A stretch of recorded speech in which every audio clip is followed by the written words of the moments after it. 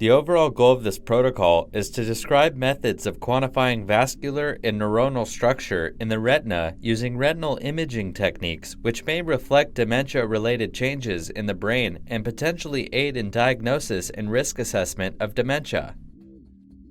The retina shares similar embryological origin, anatomical features, and physiological properties with the brain, hence offers a unique and accessible window to study dementia.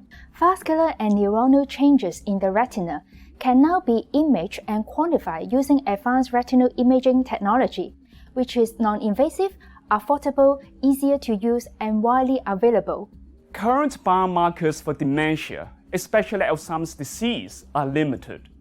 Developing new biomarkers or tests to allow prediction of future cognitive decline and onset of early dementia is a global research priority. Demonstrating the procedure will be Victor, Tiffany, and Fang Yao from my research team.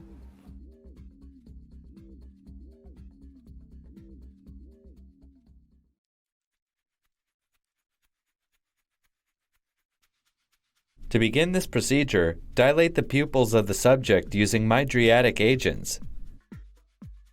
Then, wait for at least 15 minutes to establish sufficient pupil dilation.